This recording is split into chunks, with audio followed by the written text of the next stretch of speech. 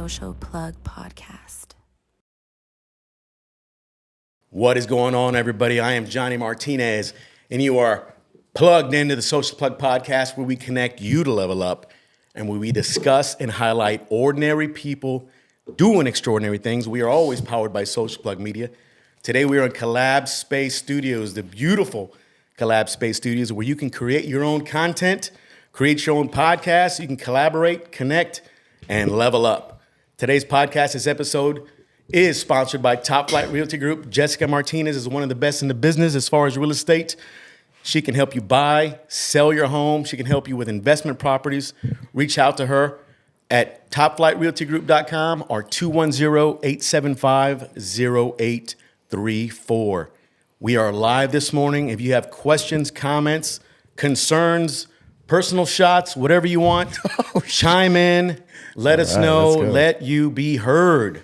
I love doing podcasts early on Thursday morning. J-Rock, what is up? Man, it is up, bro. I'm up finally, getting things going, man. It's been a rough 3 days, so just getting at it though. Rough 3 days. So I new think lifestyle. you're doing 75 hard. Yeah, I'm on 3 hard today. So, but yeah, 75 hard. It's been really hard, man. It's a change of a lifestyle, man.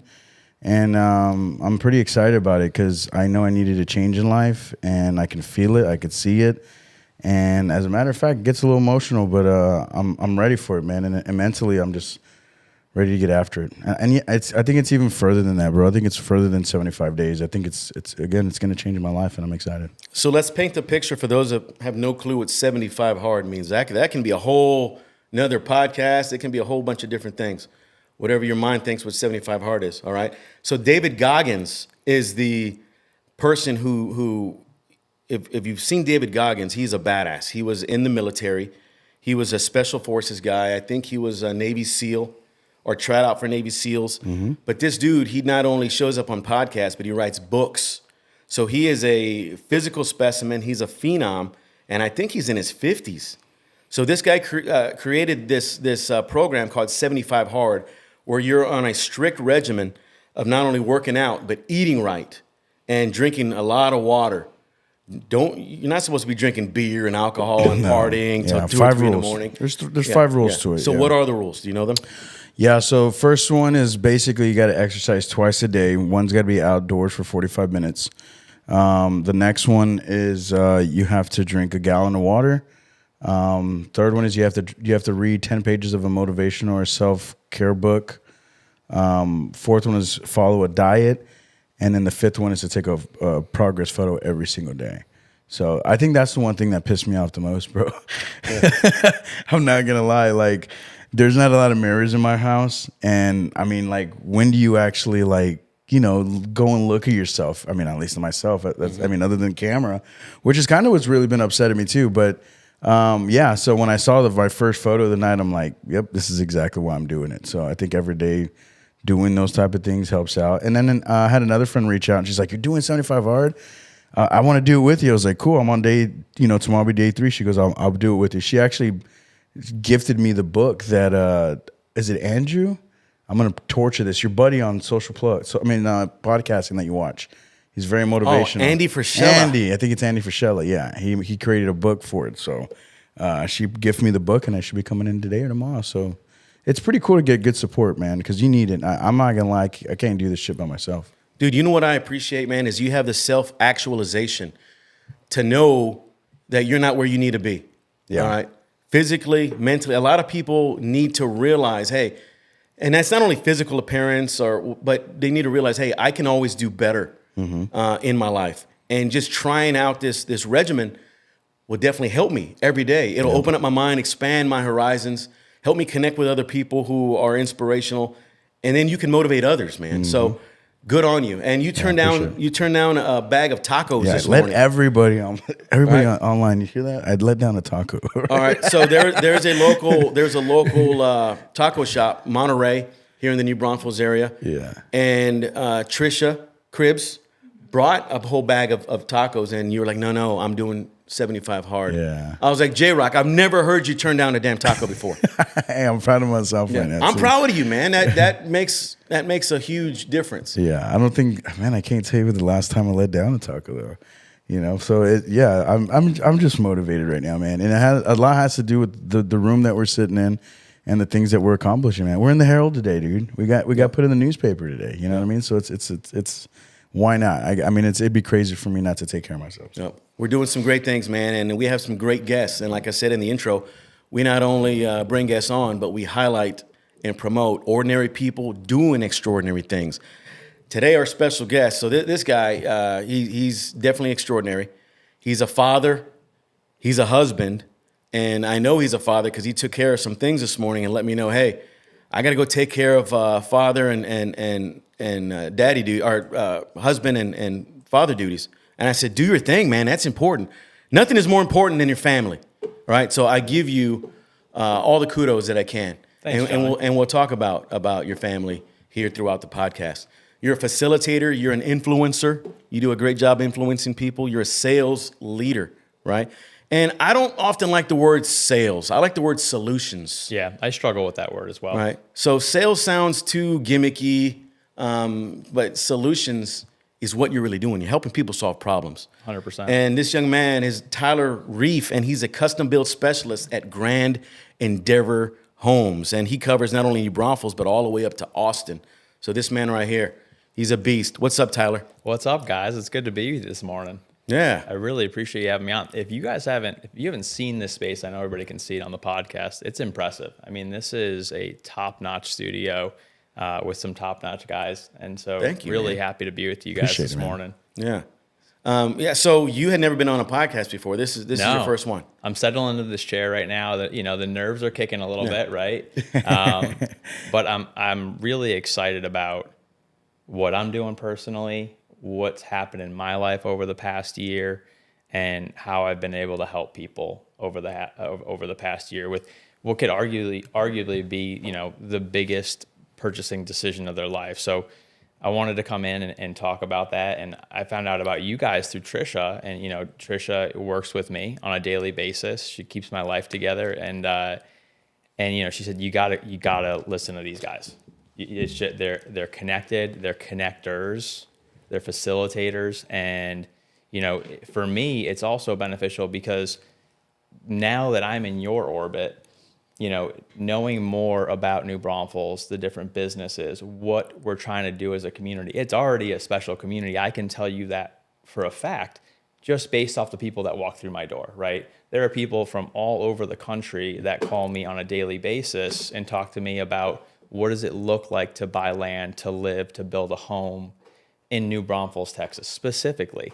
And it's mesmerizing because it goes to show, when you have people from, I know there's going to be some haters on this, from California, from Washington, but all over Texas. We love those guys too. We do. We'll take them. We'll take them. Well, the ones that come here, right, they're real cool. Right, Real cool. right. And so we have, I have some good conversations with them, and a lot of it's educational. Mm-hmm. What is it like to live in New Braunfels, Texas?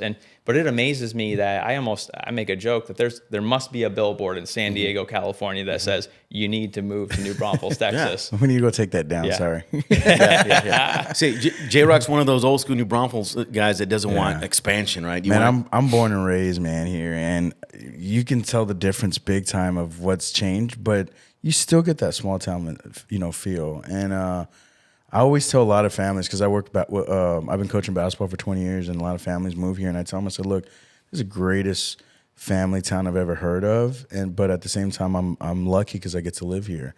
And I've heard a lot of people moving all over the place, but man, it's great. I just don't want it to get over crazy. That's all. I totally get it. I mean, we see it happen in towns all over. Well, Texas is Austin's a great example, right? Like there are still really cool things about Austin. My wife and I, I met her in Austin 8 years ago. I had never been to Texas before that. I'm an East Coast boy. So, it was very different for me to move to Austin, Texas, but the love of my life was here. And so we were going to make that happen. I did try to move her to Boston. That didn't work out. That was like a quick, now she's out. So, we moved to Texas to raise a family and be close to her family. And, it's one of the best decisions we've made in our entire life because it has shaped me as a person. And the people and relationships, the personal growth that I've experienced here has been just, I couldn't even expect that to happen. So, and then, on top of that, right, we alluded to this a little bit, is just from a personal growth perspective, we talked about this before we went live, was, just living your life and like going for it, right? Mm-hmm. We talked about your studio and the progression here and just the collaboration and the synergy between, connecting people through different mediums and things of that nature. I think though, if I could dwindle it down to one thing about what I do and why I love what I do is when we go buy sneakers or we put clothes on or whatever, all this stuff is super accessible to us, right? Mm-hmm. Our social media, we put our actual thumbprint on that. Mm-hmm. And it's fairly easy to do that because the barrier to entry is very low, right? When people think about their home, they're really concerned about cost, which is a huge consideration. But, we lose the ability, or we've lost the ability conceptually, right, to build this home that has your thumbprint on it. Right. Because everything is, you see the same stuff over and over again. It's almost like herding cattle, for a lack of better words, right? And I think to myself, why do we do that, right? Like, why did we put ourselves in a position where the one place where you're spending the most time in your life with the people that matter most to you, your family members, you raise your kids, it's where your memories are with your kids, why are, we being forced to only know of certain options that are available to us? I completely understand that there's an affordability issue going on with housing, and there are only certain things that we can do around that. But, if there's one thing that I can do on a daily basis, it's to invite people to have a conversation with me. Right. You might not be able to build a home with me, but, at the end of the day, there's a lot of situations and instances where you think you might not be able to build a custom home, but you can, right? And I don't, for me, engage me 3-4 years ahead of time while you're thinking about and dreaming about what that might look like. Because if you talk to me just for 30 minutes, right, you're going to at least walk away with, all right, here's kind of the path, right? Right. That's kind of how I see it. So, that's my invitation to everybody who's listening to the podcast today. We're going to get knee deep in the weeds on how to build a custom home from start to finish. I'm going to ask you a bunch of questions, including, can I get a pool on that thing? How much land do I need? All those things.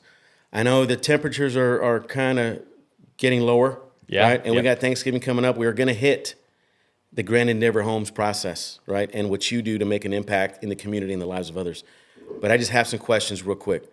Next week, who gets the big turkey leg at your table, man?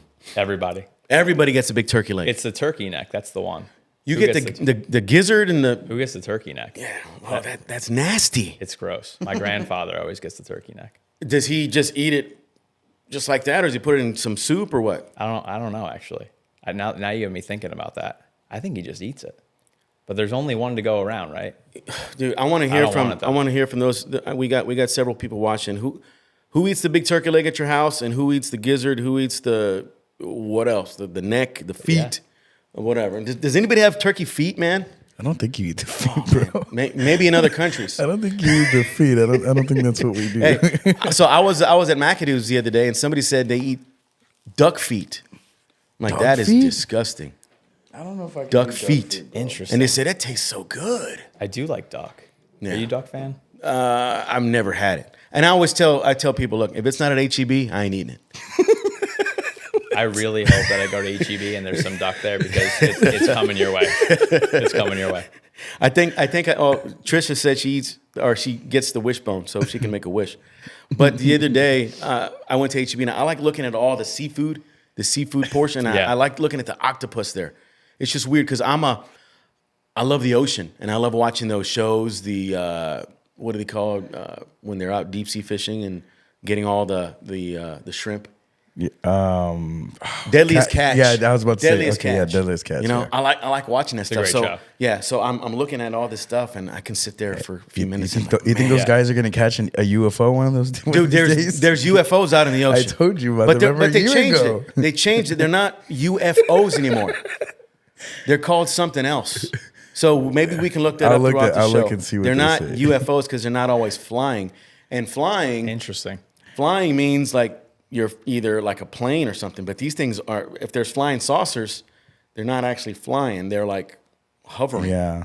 So Tyler, do you believe? So they had to change the name. Absolutely. And I'm not trying to digress from Grandin Dever Homes because we love Grandin Dever Homes. But this is important stuff. This is important. Yeah. All right. This is important stuff. J-Rock, do you believe? Oh, hell yeah. There's something underneath there, man. Like, why haven't we been able to go down there? You know? And then maybe we haven't gone down there because they know what the hell's down there and they're not telling us. It seems really dark and really cold down there, though. Yeah. Like, I don't know. I think there's so much pressure down there, right? That there might be some issues around that. But I am really curious because there's a lot of space down there that's been unexplored. Yeah, and it's almost like that's exactly where they're at. I mean, Elon's getting to the moon and back, so where they've been hiding where the whole time. So I don't know. How about that guy? So hey, Elon can definitely afford some custom homes. Elon can afford. Elon, if you're listening to this podcast, you know, we would love to. Nobody knows if Elon owns a home or if he just rents a home in He has Texas. an apartment, I'm sure. I think it's probably It's probably an apartment. Really? We don't know if he really does. Oh no, I mean, can we do some research on that? So some of the richest dudes live the most frugal. Correct. Don't they? Look at Warren Buffett. Warren Buffett has been who I actually had a chance of having dinner with 12 years ago. Wow. Which Really? is really interesting. Nice. And by the way, the nicest guy that you will ever meet, especially given the amount of wealth that he has. But Warren Buffett's lived in Omaha in the same house for probably, I think, 35 or 40 years. I think the car he drives might be 10 or 12 years old as well. I mean, this is somebody who at one point in time was the richest person in the world. Yeah. He was the Elon Musk of our day today. He's still up there. Oh, yeah. I think he's still top 10 or top 15 at this point. Yeah. And Elon says, that's cute.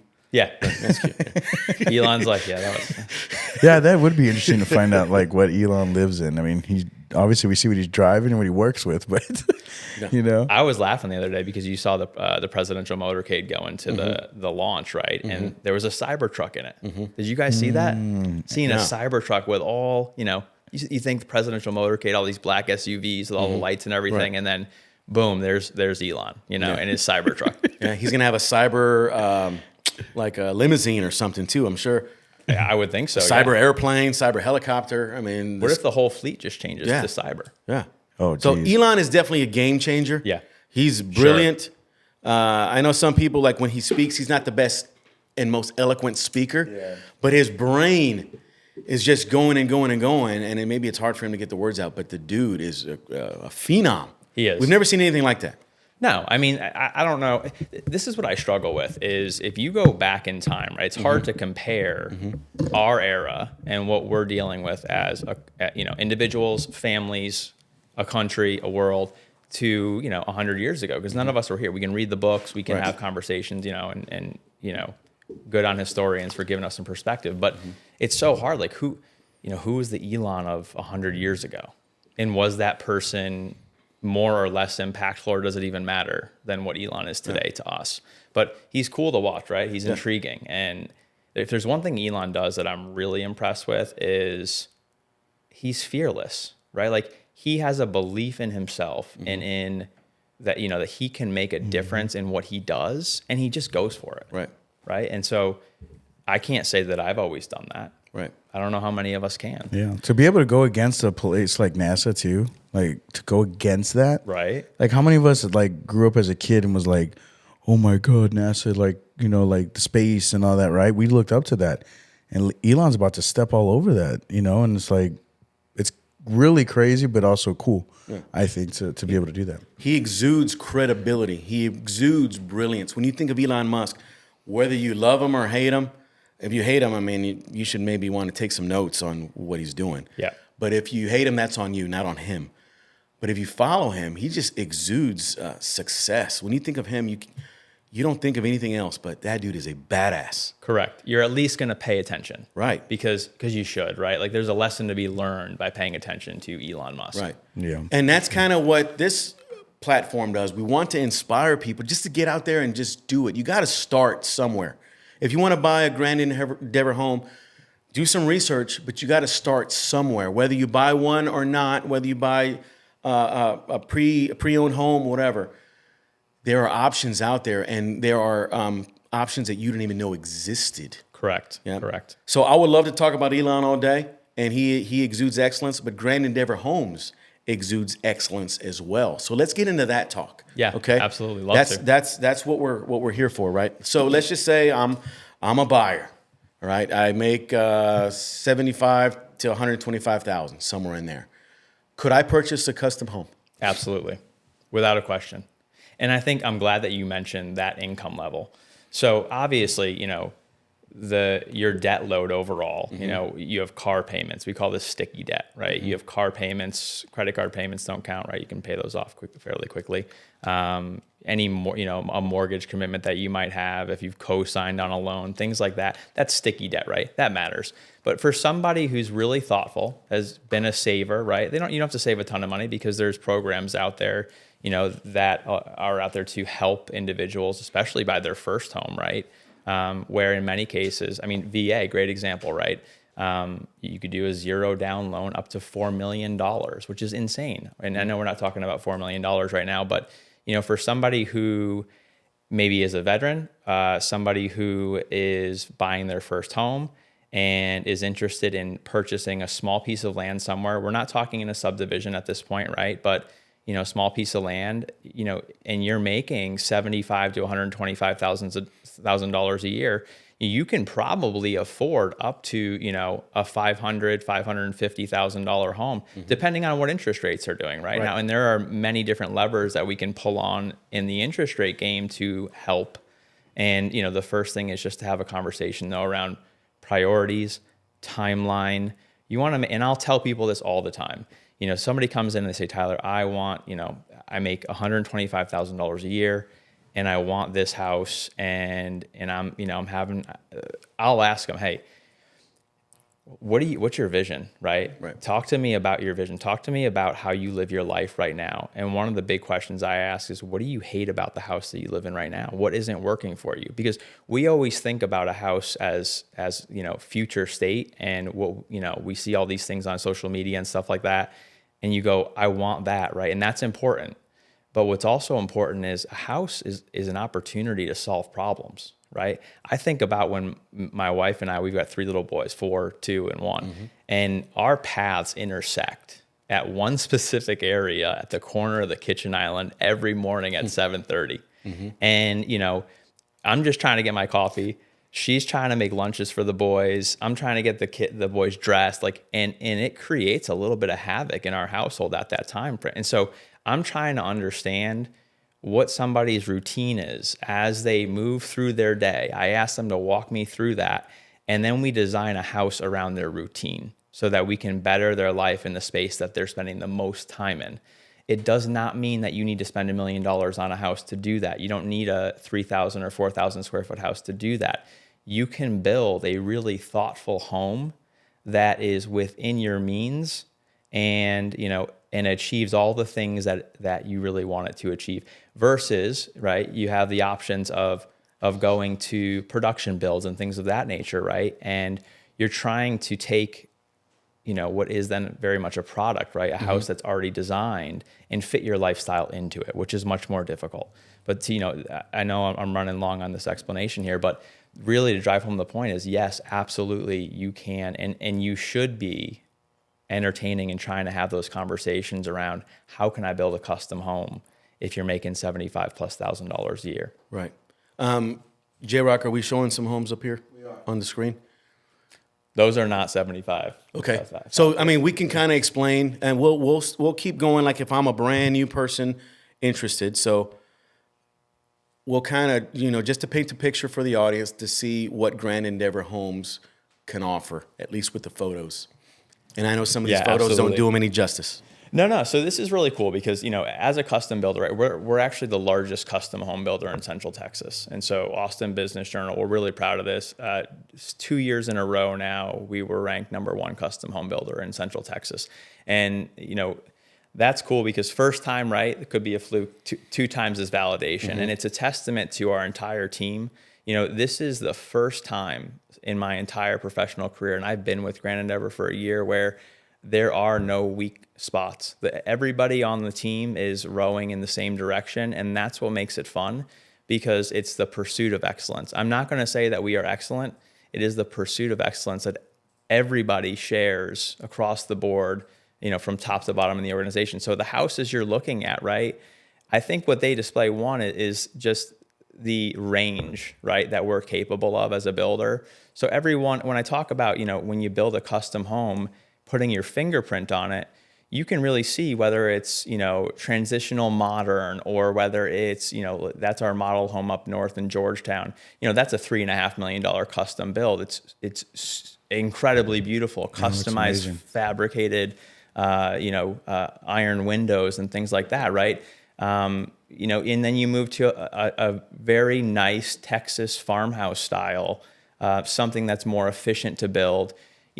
These are homes, you take these different components, and in conversations with me, right, we're going to have conversations around, let's take a look at some of the stuff we've done in the past. And I want to know if any of it resonates, right? Is that what we're trying to achieve? And it might be, if we're looking at that farmhouse style there, that you like that specific decor or exterior. Is it this one here? I'm sorry. Or is it this one? If you go right, that middle one right there. This one right here? Okay. That's a really good example. So that house right there, that's probably a 2,000 square foot house, right?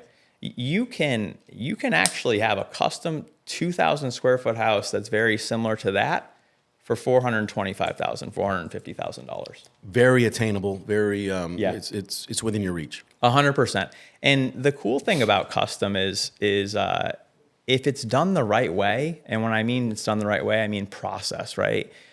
Everything with custom can really seem like a lot. And I think it's what scares people from even thinking, do I even engage in a conversation about custom?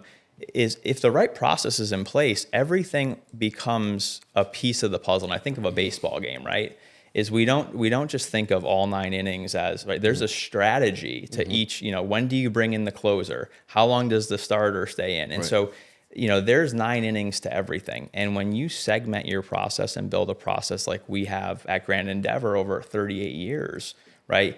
You learn from your mistakes and you say, okay, let's see how we can fix that. Let's see how we can change a little bit, or that went wrong, or did we have, we're doing this every day. Just last week, we had a conversation. I try and get to our design center at least once a month with customers. Even though Kristen, our designer, she's fabulous. I mean, she's not allowed to go anywhere, by the way. She needs to stay at Grand Endeavor. She is top notch and is wonderful with our buyers. I like to know, right, what are our buyers going through when they go to the design center with Kristen, right? Because that's something that typically, for a moment in time, right, I'm not able to be right by their side every time in that scenario, right? So, and I'm looking for things like, are we offering enough standard granites and quartzes that are sort of, keeping up with current styles and trends, but are also, at a lower cost point, right? You never want to set somebody up for failure where you show them all this stuff, right? And you walk them through all these houses, and then when they actually go through your process, they can't get any of that stuff. Right. That's not us. Right. We're, what we're always doing with all of our suppliers, our vendors, is we're saying, is there a product that's more, if we're talking about a more economical house, is there a product that's more economical that, it provides this look or this aesthetic? Right. And so, that's just a piece of the puzzle, but it's always, things are always changing, right? And styles are always changing. And so whether it's our exteriors, what we're offering from, the answer is yes to everything, by the way. So even if, we don't have it at our design center, you don't see it in photos of stuff that we've done, we'll find it. Right. And that's the beauty of it. That's that fingerprint, that thumbprint point. And the last point to this is, that house that we just talked about, that 2,000 square foot house, you can have that be a really beautiful home, and you can choose. And I tell people this, I'll actually sort of say, hey, you need to do this. Pick one thing that you really want to be that wow factor thing, right? Where we say, hey, we've been talking about how to be thoughtful about price this entire time that we've been designing your house. Well, let's pick that thing to be just totally bonkers. Right? Like you walk in your house and you're like, hey, let me show you this backsplash, or let me show you this pot filler, with, beautiful brass hardware on it. Like little things like that where you have the opportunity to put your thumbprint on your home. Yep. And as a realtor myself, I get clients often saying, hey, I want a custom built home. I want to buy a big piece of land, an acre, 2 acres outside of San Antonio, outside of New Braunfels. And we talk about budget. And so, I mean, their budget's not always where it needs to be. But I always say, hey, let's talk to a lender. Let's talk to a builder. Let's talk to these people, because you never know what your options can be. I can't be the one to tell you no. I'll never tell my people no. Let's get a second opinion on an expert like yourself, like a lender, things like that. So one of the stigmas, Tyler, is custom homes are too expensive, right? But that's not always the case. And we have our friend Urania Escobedo asking, are there any homes? She said, good-looking homes. What about tiny homes? I don't know. Can you customize them as small or as large as you possibly can? Yeah. So yes and no. And so, there's a certain threshold where we have to stick to our identity as a business, right? So our construction superintendents, right? Those are the individuals that are building your home. They are your builder. You can talk with them on a daily basis through the build. We want to make sure that they're building no more than 8 homes, right, at a time. And usually within a specific geographical range. When it comes to a tiny home, oftentimes, if we're less than, let's call it, 1,700 square feet, we have to say that's really not in our wheelhouse. Okay. But certainly as you get over that 1,700 square foot mark, that is very much in our wheelhouse. Right. Because you can have tiny home in your mind because of your thought process on your budget. However, you might be able to afford something more where you don't have to rely on a tiny home. Correct. I think that's kind of what you're saying. Yeah, exactly. I mean, I think to know a couple of things. One is, what's the budget? What's the vision? And what do we need to be thoughtful about functionally in your home? And then we have a conversation around, can we achieve all 3 things? And where does that land us from a square footage range? Mm-hmm. Because when you think about the process, in order for us to price out a project, right, is we need to know where we're building it. So land cost, right? Do we have if we have a budget of, let me just use $500,000 or $600,000, let's use, right? So if you have $200,000 in your lot, now our budget for the build's $400,000, right? Still very doable, but that's very different than if you have $100,000 on the ground in your lot, right? And you have $500,000 to build a house. Mm-hmm. Bigger house, or a house that has more features in it that are more of what you've envisioned potentially when you were thinking about building. So I always tell people, if you can engage me in your lot search, that's one of the best things you can do, because there are a lot of folks who will engage me after they've bought their lot, and we go out to the lot and we're looking at specific things, and there are costs associated with just the lot itself that can really rack up and eat into the budget a lot. Mm-hmm. There might be, the county regulates septic. And so in certain areas, the county might require, if the septic is running off into drainage areas or tributaries, right, where a septic system might be 2.5 times the cost of a normal septic system. Now that's, your septic system goes from $13,000 or $14,000 to $35,000. These, we're not talking about cabinets or flooring or the exterior at this point. This is just a minimum means to build a home on that lot, right? So I'm looking for those things. Even slab height, right? When we talk about a perfectly flat lot versus a lot that might require a slab that's 14 or 15 feet in the back, right? There might be a $50,000 to $120,000 difference just on the cost of your slab. Right, because concrete is expensive. Concrete's very expensive. And so the goal of building a home within a certain budget is always to make sure that we pick the right lot, the lot that allows us to not have too much in terms of site cost, right? And then the second is sticks and bricks, right? You want to make sure, and in working with myself and our architects, we sit at a table and we talk about, again, functionality, spaces, what you didn't love about your prior home, and what you're trying to achieve. And we build a floor plan, and it could be based off of a floor plan that you bring us. We're a complete build design shop, right? Design build shop. So, it might be an idea in your head, something you found on Pinterest. We will draw that floor plan and make it come to life. Or it can be one of the, hundreds of floor plans that we've built for buyers in the past, based off conversations that we have as I get to know you, right? we're going to find a couple floor plans. And my general rule of thumb is let's find something that hits 80% of the mark, right? If we can hit 80% of the mark, that might be a floor plan that we want to work off of. Right. And then we go ahead and we design the sticks and bricks. But we want to make sure that we design the sticks and bricks in a fashion where we still leave enough budget to be able to pick some really nice design features, or at least the ones that are important to you. If we overbuild the sticks and bricks and we don't leave enough budget for design features, then you end up with something that is less than the vision that you came or you walked in the door with. And we can't let that happen. No. So we talk about budget a lot in that last question. So one of the earliest steps is you got to find out what your budget is, and you have to have a lender. Correct. Because a lender is going to give you your buying power. Because all day we can say, I want $1 million home. But if you only qualify for 600, 800, that's still good. You can still get a great home, but you got to keep your expectations real.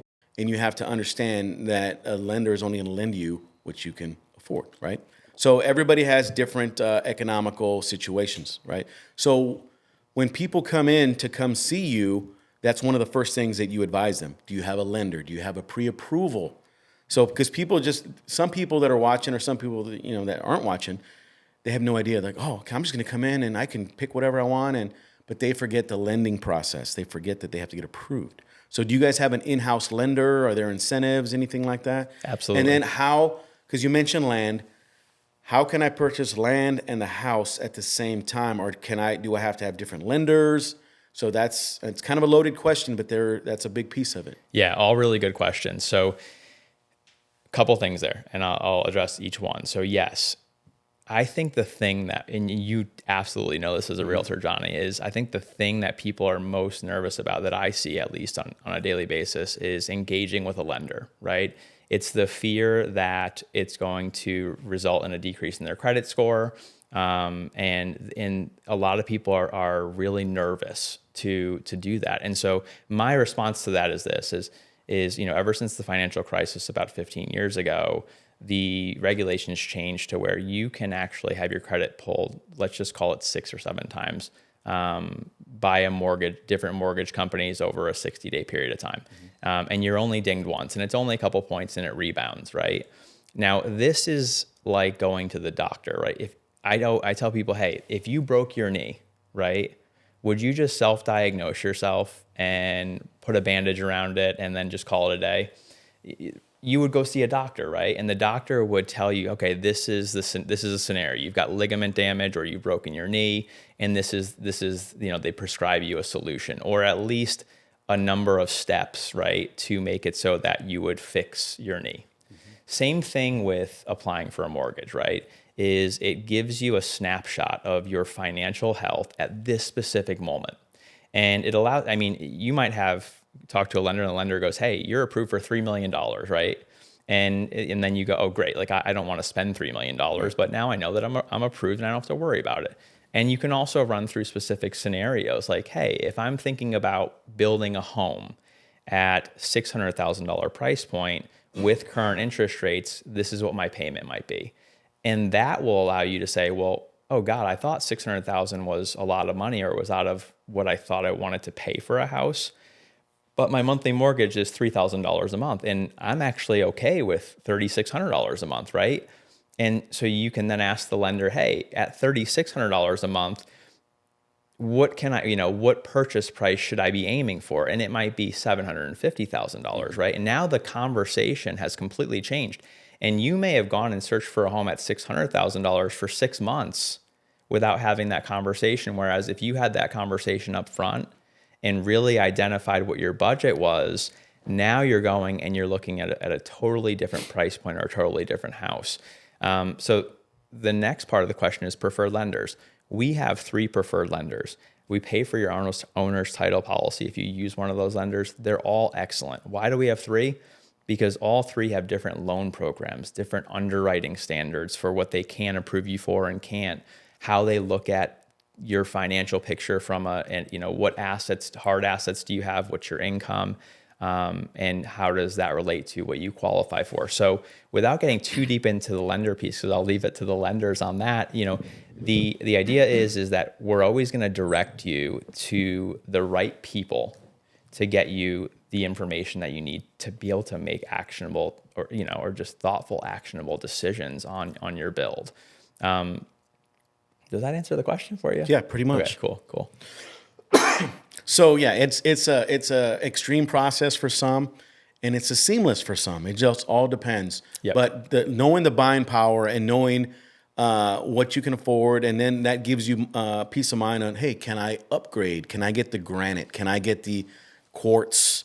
Can I get the extended cabinets? Can I get the full bar? Yeah. Because hey, I'm a bar guy, so I need a bar. And I've been to Grand Endeavor Homes. I've visited there. My hopes is to have a client one day purchase there, so we can further our relationship with your company. But beautiful homes, and I can give you my personal testimony. Thank you. You have on some, I mean, because they're vary. Some are 2,000 square feet, some are 5,000 square feet, and they're just beautifully decorated. And you guys do an incredible job of not only the customer service, but walking people through it. Because this is a huge decision. This is not just like you're buying a car over at Mazda. No, you're buying a home, and you mentioned it earlier. This is where you're going to build your life and build your memories. For some, for the rest of their lives. And you spend about 60% to 70% of your time there. So you want the best quality. And you guys do quality. So as a realtor, I have that peace of mind if I send them over to Grand Endeavor Homes that they are going to get taken care of. And I mentioned the process earlier. It does take a while. You have to keep the communication open, especially for a custom build. And I'm not trying to speak for you, but I know a lot of buyers, they want to see the progress of this home. So they come in often and they're looking at everything, taking photos, bringing their family members, because this is a huge deal. And they're usually satisfied. I can probably say they're usually satisfied with the progress. And some homes could take up to a year and a half to make, maybe even 2 years, depending on the concrete, the level of their land. If there's rock involved, you gotta demolish the ground under to dig. All these things take time, right? So can you kind of give us a timeline on average of how long it takes to build let's just say a basic home all the way to like one of the big daddies? Sure. So if you were to come in and we had already identified the floor plan that you want to build, right? Maybe it's one that we built for a prior client, or it's, we do have 14 what we call standard floor plans, and they were all birthed out of what was a custom build at some point in time. And we said as a team, like, wow, that really turned out well, right? And they're super efficient to build. So if you just pick the floor plan, right, and then at that point in time, we send you over to our design center, right? You have your design appointments. I go out to the site. We already have the land in place, and I run elevations for our foundation heights, our water line, electrical line. Do we need septic? All that stuff, right? We can do the whole front end before, from the time I meet you to the time that we put a shovel in the ground in about 2.5 months. Okay. Right? If everybody's rowing in the same direction, and during that time, right, we contract on the house, right? We go and get all our permits now. You finalize your lending, and then we put a shovel in the ground, and then it takes us about 8 to 10 months to build a house, right? Okay. The smaller houses certainly on more towards that 8 months, but there is one huge difference with us is I don't know how many people have, you contract on a production home, right? And you get a call on maybe the 3rd or 4th of the month, and they say, hey, we're closing on the 29th of the month.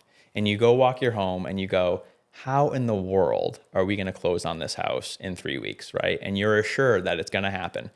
And a lot of times, and I worked for a production builder for a while, right? And I saw this, and it was one of the reasons why I said, I need to move on. I need to do something different, because this doesn't align with my personal brand, my personal beliefs of how we should be doing this.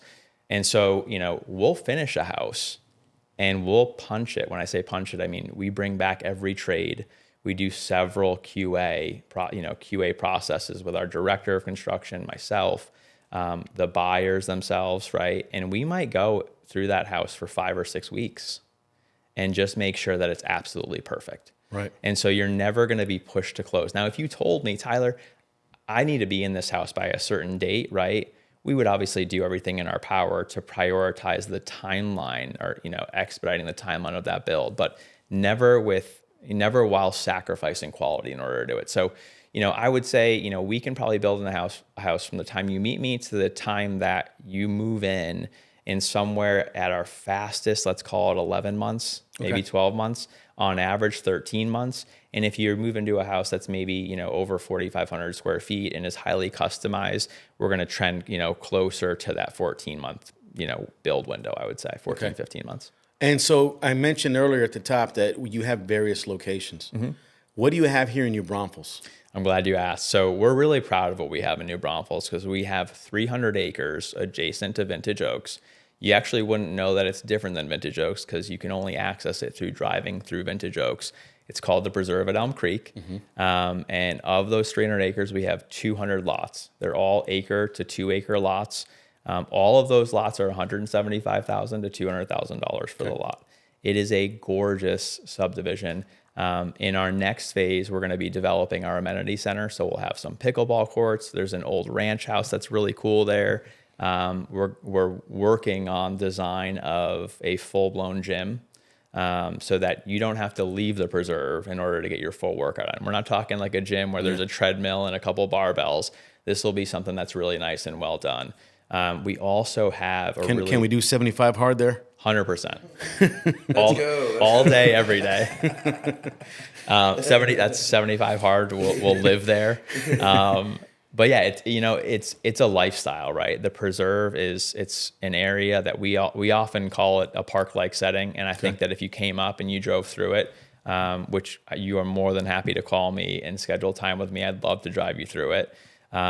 It's truly beautiful. The oaks are incredible. And if you look at in the area, right, Vintage Oaks, huge development, but the developer is fully sold out of all their lots at this point. So you still do have a lot of lots that come on the market from people who've already bought and they're resale at this point.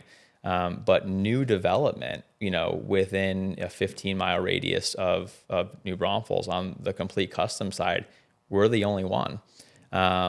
And it's all the sites are very buildable as well. We don't have a ton of topography like this or like this. It's really more rolling. So the feasibility of building a home that has nice trees, that's already, the cedar trees are already cleared out, where you can, fairly easily have a pool in your backyard with space for your kids or your grandkids to play around instead of being off of a cliff. If that's what you're looking for, that's what we're doing here in New Braunfels. Do you guys help people build pools? Yes, we do. Yeah. So landscaping, pools, whatever it might be, right? And I'm really turnkey, ready to go. 100%. And the other thing too is the scary part, right? There are some custom builders out there, right, where they'll build you a beautiful home, but you might have to do some of the permitting stuff or working with the HOA to get your approvals for, is my home in architectural compliance with the building materials, the ratio of building materials versus others, the landscaping requirements. We take care of all of that. You don't have to worry about making those calls or, setting up those services and things like that. It's our goal is to have you go through our process, which is front loaded on purpose, because by the time that we start building the house, your only job should be to enjoy it, right? Is to enjoy the build and really just say, this has been awesome. And because to me, right, is we rush so much stuff in life, like instant satisfaction.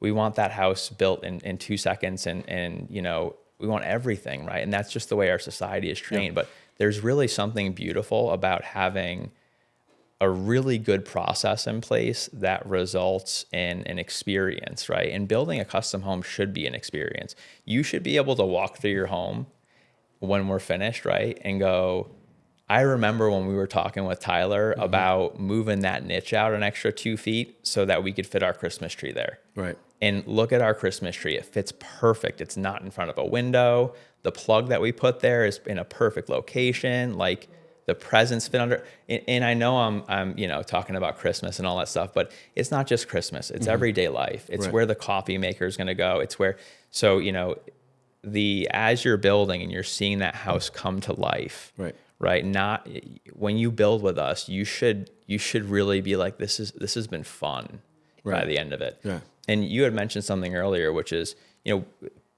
when you're building, we want our buyers to be part of that, right? So you have the cell phone number of your builder. You can have daily conversations with them. They are going to be posting pictures to an app that we have for you on the computer or on your phone twice a week of progress. And you're also getting daily logs of construction. And you're getting about 3 write-ups a week. They're about a paragraph each where our builders are just talking about the build. And this is just something that's surface level, right? You can be as involved as you want. And that's why you come to us, right? You come to us because the experience matters, the details matter. Trisha and I all the time, we were in the office last night, and this is not an abnormal day. We're working on 3 plans just yesterday. Zoom calls with buyers, and we get the iterations of the plans back from the architect. And I see stuff, or she sees stuff all the time. And you think to yourself, you go, well, the customer's already approved the plan, right? They already said this is great, but I saw something. And I'm like, nah, I got to call them. Right. I got to call them. And they're like, wait, didn't we approve it? And it's, yeah, but I don't want when you move into your house, right? Like, you came to me because, we formed a relationship, and you know that this is what I do, and I see a ton of different floor plans. I want to bring this to your attention now. And maybe, because sometimes, you don't know what to look for, right? I know what to look for, though. Right. And so, just making sure that you're bringing options to the buyer, you're having this really thoughtful 2-way conversation. That's everything. Yep. I love the communication process throughout. It's such a key ingredient to the process, to make the buyer feel like they are part of the whole process. Yes. Not to overuse the word process, but it is a process. Communication's a process. Relationships are a process. Customer service is a process. Everything. We got a couple of shout outs here. Rodney Roybal. Hey, Rodney. He said, nice job, Tyler. And then we got Jimmy Warren. Yeah, Jimmy. He said, what does the selection process look like? The selection process, and maybe in the home, I think you were talking about the y'all were talking about the property at that point, like you said, 1 to 2 acres. So you might have answered that already. Yeah, you might have answered. Yeah, that. possibly. Yeah, Yeah. you probably did. yeah, that's it. Thanks for Jimmy. watching, Jimmy, and everybody else. So if you guys have questions about any of the conversation that we're having, or need to ask Tyler what's his favorite sports team, or whatever, just ask us away, okay? Like I said at the top. It's the Patriots, by the way. The Patriots, and I was going to ask you, the Boston Celtics? Nah. I'm sure. I mean, I like the Celtics, but Bruins? growing up in Connecticut, the team that I'm truly passionate about is the Yukon Huskies. And by the way, we're 7-3 this year in football. We haven't had a winning record in a long time. I don't even think that a lot of Texans know that Connecticut has a football team. We got a big game this week against Syracuse. Syracuse had some votes for the top 25 this week. So if you could just say a prayer for us, I'd really appreciate it. We're going to pray right now. Thank you. We got Sharon Armstrong on. She goes, way to go, Tyler. Love how you communicate with the buyers. Thank you, Sharon. So let's talk about that. We talked about communication and customer service. I'm a stickler for customer service. I'm one of those, I lose sleep if I miss an email or miss a text, or I'm feeling that I'm being inadequate in one of the elements that I'm trusted to do. And I really give a shit. I care, and I know you care. Just in this conversation, in customer service, you truly have to care about what you're doing. You have to love what you're doing. And if you don't, people are going to notice that. Yeah, absolutely. So how important is your communication and your customer service to everything that happens with Grand Endeavor Homes? So I can say this is just in our conversation right now, right? I'm almost feeling uncomfortable about the amount that I've spoken, right? But we're on a podcast, so I want to make sure that I'm getting that information out there. This is your show. This isn't my show. This is your show. You want to get the information out there. 100%. But in normal life, right, when we talk about communication, it has nothing to do with how much I'm talking. It has everything to do with how much I'm listening. Because if I'm not listening, I don't know what problem or issue you're dealing with in your living situation, with your home, with the process, or the lack of education around how do I do this, right? So one is it starts with listening. And a lot of times when you walk into my model home, it's so interesting, right? Is when anybody walks in a model home, right? There's a lot of this, and so I'll just flat out ask, like, hey, like, can I get you guys a water? Like, feel free to walk through, and how can I be helpful? And if me being helpful is, hey, we want to walk through the house for 15 minutes and then Tyler swing back in 15 minutes, that's cool, right? Is we want to make sure that we meet the customer exactly where they want to be met. And then from there, we want to make sure that we're being consistent with our communication. Right. I mean, it is everything, because there are so many components, thousands, that go into a custom build. And typically, most of our buyers, even in the $2, $3, $4 million range, right? It's probably their first custom build, or it's at least their first custom build with us, right? They may have built a custom home with another builder, but our processes, the way we think about things and the way we execute on things is very different. Right. And so, we need to make sure that we are constantly asking the questions, taking the time to understand, does this buyer like to meet in person? When we're talking about different modifications to the floor plan, are they cool with me texting them the modifications and then having a phone call follow up, or do we need to set up a Zoom? Right. I have a buyer right now. She is one of the best cooks ever, and Trisha just came back in. She will come into the office, and every time that we get a new version of the plan, we are treated to a feast.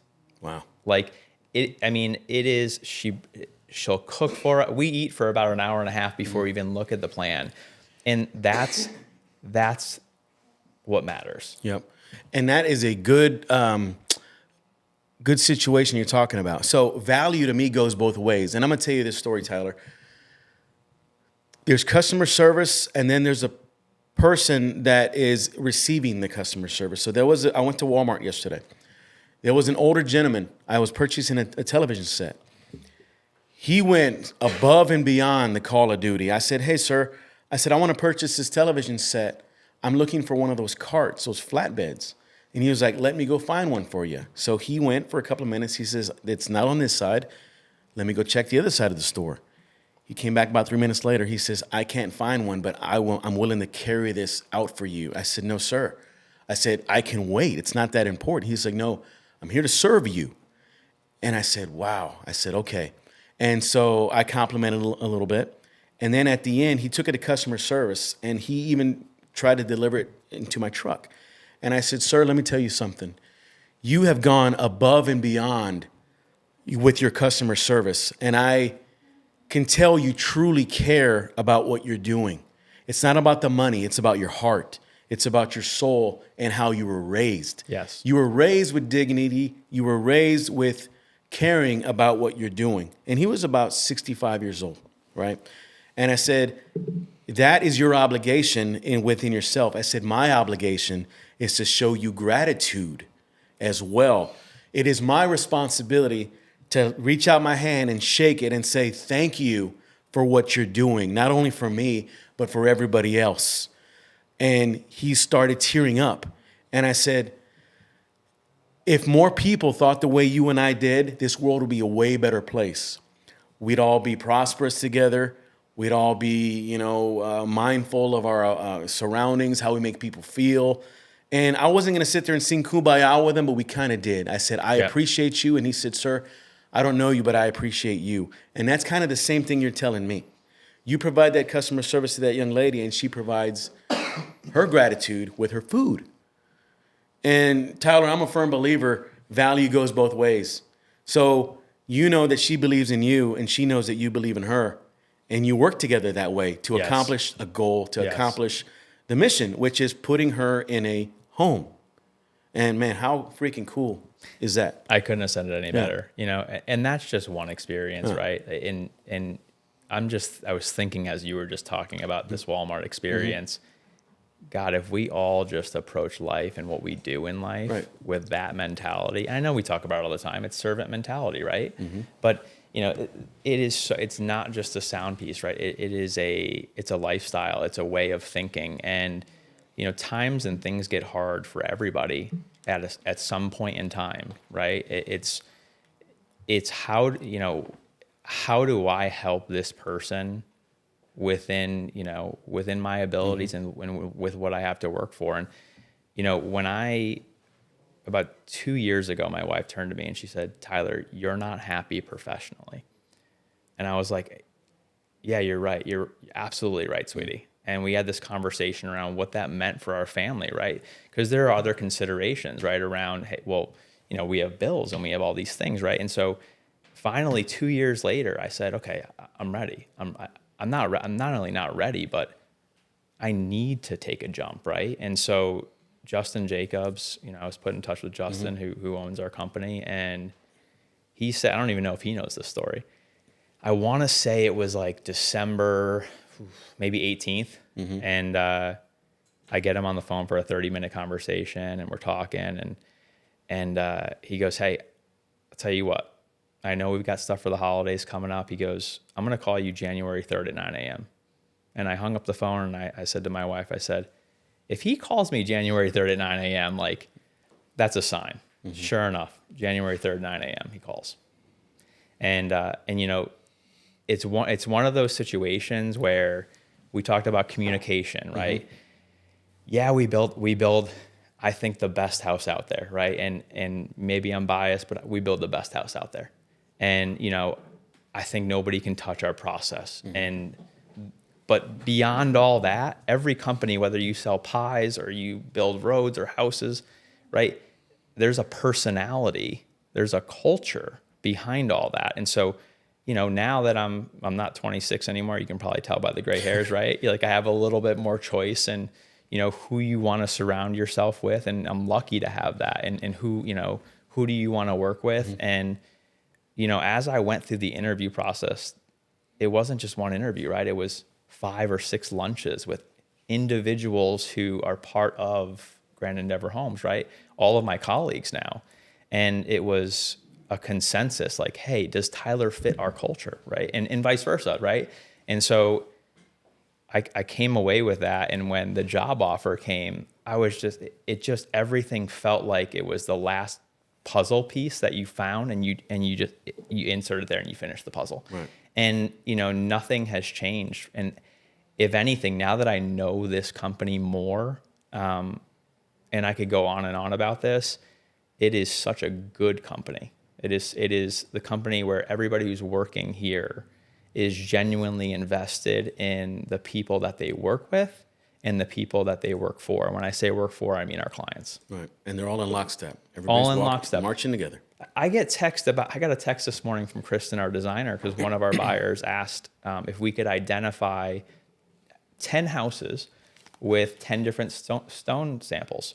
And admittedly, our technology doesn't allow for us to keyword search and then all the 10 houses pop up, right? So 2 days ago, she texted me and she says, hey, Tyler, I'm having a hard time with this. I can't pull up anything, but I reached out to our 2 directors of construction. And they're going to go to our superintendents who build our houses and just say, hey, do you remember, when have we done a house with Austin Brownstone before, right? I mean, and then I got a follow-up text this morning, right? And everybody is just, nobody's being asked like, hey, you're not having to follow up to say, hey, where are we on that? Or everybody's just genuinely saying, hey, how can we be helpful here? Right. How do we make sure that we get an answer that is a really good answer, right, to the buyer as quickly as we possibly can? And that's how we do business. That's how we build houses for people. I think that starts at the top. 100%. Because there's managers and there's leaders. We can talk about that all day. There's books about it. There's experiences about it. True leaders inspire and motivate and want the people that are working with them to accomplish a goal or mission. And when people are vested and they feel empowered to make decisions and empowered to be a part of the decision-making process, and they feel like they are being developed and grown as leaders, magical things happen. Magical. From Trisha to yourself to everybody. And that might have started with the founder, right? Oh, it started with Jimmy, hands down. Yeah. Jimmy Jacobs. So Justin Jacobs, I'm assuming, is the son. Is Jimmy's son, correct? Okay. Correct. And he has taken over. Yep. And he has the same mentality, probably. All right? So I'll let you explain the legacy of Jimmy. Yeah. Jimmy Jacobs. And, we'll go from there.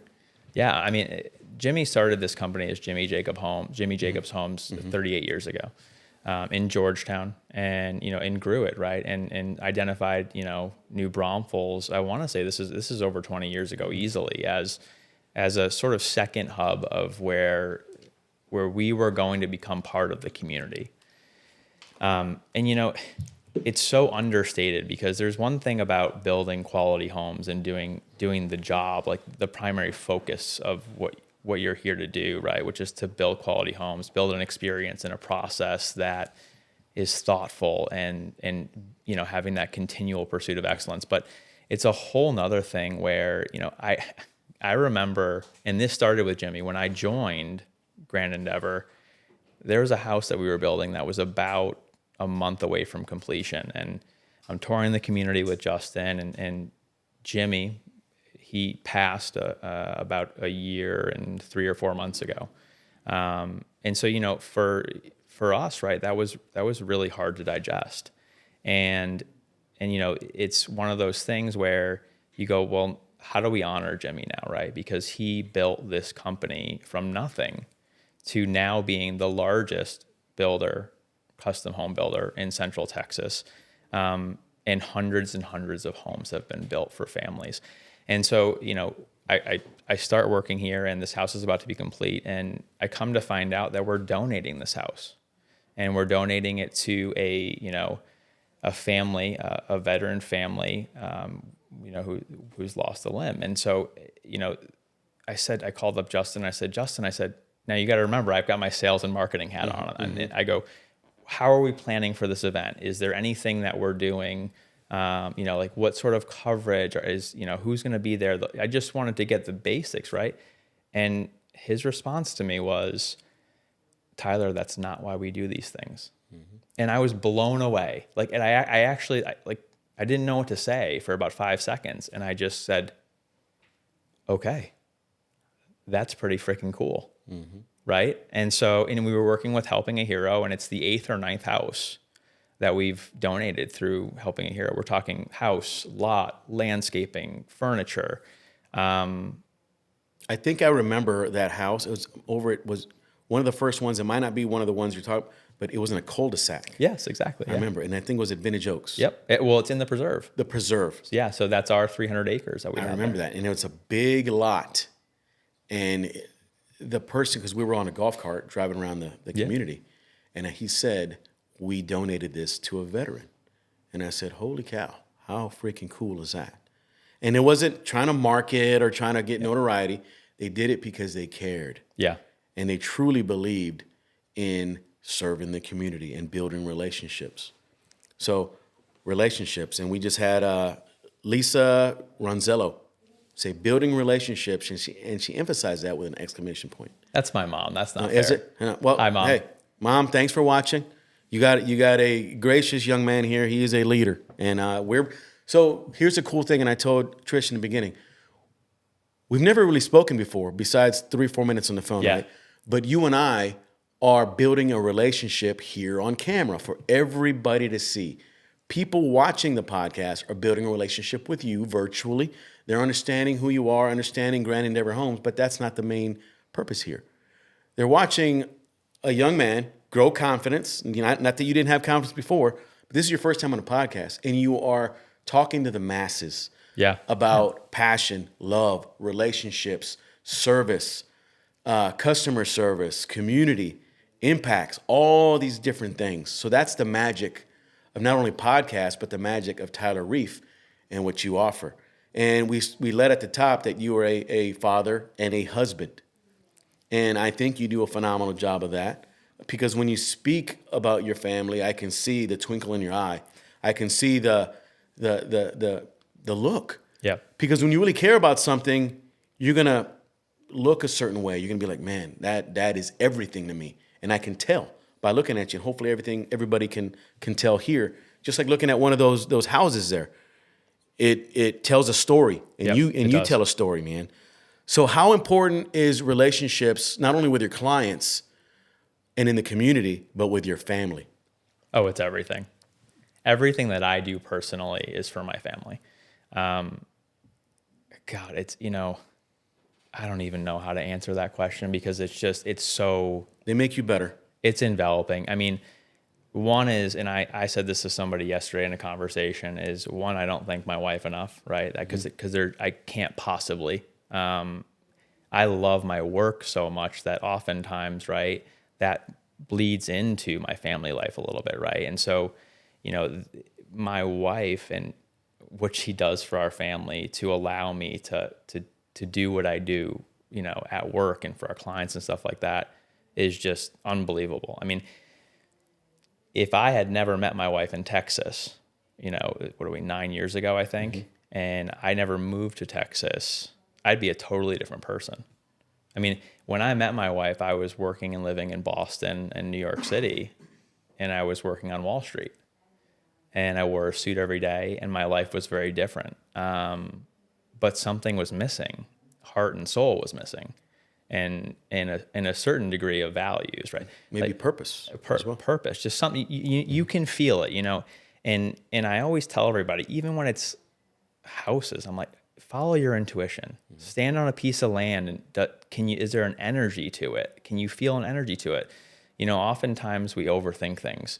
And there's a time and a place for overthinking things, especially as you're working on mortgages and all that stuff. But when it comes to family, when it comes to your purpose, your relationships, that's a feeling. And I knew when I met my wife that was the right feeling. I didn't have to think. So actually, if I didn't believe in love at first sight, the second I laid eyes on my wife at a bar and she tapped me on the shoulder to pay the bill for one of her friends, I just turned and I started staring, probably awkwardly. I know awkwardly. You're a creep. I was creeping on my wife. Yeah. And I just knew that was the woman I was going to marry in that moment. And I did. And we moved to Texas, and we have 3 beautiful children. And I'm just excited to see, so we live in Buda right now. Okay. And, I trekked down here to the New Braunfels area. We build everywhere in this area. So, we do have a couple of projects in Buda and Kerrville and other stuff. But, the base of what we do is New Braunfels. It's where the preserve is, right? It's where my office is here. And I'm here at least 5 days a week. But we're really excited because, I don't get enough time right now to be in the community in New Braunfels like I want to, right? I want to live and breathe New Braunfels, but with the drive and my family time and all that stuff, it's a full day, and there's not too many slots to do that. So we're in the process now of starting to build here in New Braunfels. So we're really excited about that because we always knew that we wanted to be in New Braunfels, and so when this opportunity came around, it just, all the pieces, the feeling, it all just fell in place. Right. But I keep asking myself, I'm like, how do I do more in New Braunfels? Because I don't want to be one of those people who just talks the talk. I want to actually be part of the community, right? And so, I view this, right, the opportunity to be on your show as you're so connected. You have so many relationships in this community. You are part of the backbone of this community. So I do want to thank you guys for what you do. By having this space. This is a special space. Anybody, if you haven't seen this studio yet, it's impressive. Your entire ecosystem is impressive. And the way that you connect people, I mean, you've got polka players on your show, you have surgeons, you have realtors, you have me. I thought I was the least interesting person coming on your show, coming into this one. And I'm like, how am I going to compete with like a world-renowned polka player? But at the end of the day, right, that doesn't matter. Like what matters is the connection. People matter. Everybody has a story. Nobody's story is more important than others. And the way J-Rock and I see it, and everybody in our team, if you can inspire one person to change their life or change their path, it doesn't matter if they're playing polka, if they're playing poker, if they're a surgeon, it doesn't matter. Because there's everybody in all walks of life that just want to level up and don't know how, or don't have the inspiration. But people like you, Tyler, can come on and not only inspire them to, hey, you can purchase a home, but also inspire them about your gratitude and you wanting to be successful and all these things. And you have a skill set that you haven't even reached yet. And I'm just watching you, but I know just the things you're saying, you're on another level. And you might not even know that, but we're all on another level and we can all rise up. Yeah. So that's why we are blessed to have this space to be able to tell stories and highlight others to tell their stories as well, because it's very necessary and it's my obligation and responsibility and my duty to do that. If I have this skill set and I have this microphone and this platform, I need to share it. If I hold it just to myself, because I can just do this podcast and talk all day. And no, I want to highlight others. I want others to be on the show to tell their story as well. So thank you. You're definitely an inspiration. Your family and your mom, Lisa, is happy or blessed to have you. You're blessed to have, I'm blessed that she's my her. mom. But you said the word several times, the ecosystem and the orbit. We all have an orbit. Just make sure you're not chasing money. Correct. Make sure you're chasing quality relationships in everything you do, and your life will change. You'll meet that young lady in the bar. You'll meet people like J-Rock and Trisha and Lisa and everybody else. Get out there and just talk to people. Get out there and just get out of your comfort zone and just talk to people. Yeah. You'd be surprised, Tyler, how many people like that young man, I call him a young man at Walmart. I made his day just by telling him, hey, thank you. Thank you for what you do. You've changed my day. Because I was having kind of a gloomy day. And him working extra for me when he didn't have to, that just changed my whole day. And I helped him change his day as well. So that's what we do here. It's a special superpower that we have, and we're glad that we have it. Thank you, J-Rock, for what you do. Appreciate it, man. Yeah, thank you, J-Rock. I think you're going to fit very well in New Braunfels, brother. I think the biggest thing of what we do is we're able to be blessed to meet a lot of people and actually have these sit-downs and conversations. We don't get to do that with a lot of people, but when we do it and we get to meet people like you, Tyler, you're going to do fine, man. And just being on this platform, we're not just saying that because of us, but we're blessed to have the blessings of the community. And I think that's what it's great about coming on our show sometimes. So definitely, man. So we got a very special viewer that just came on. All right, her name's Whitney Reiff. Oh, boy. All right, she goes, Tyler's wife here, I'm incredibly blessed. I think you're both blessed.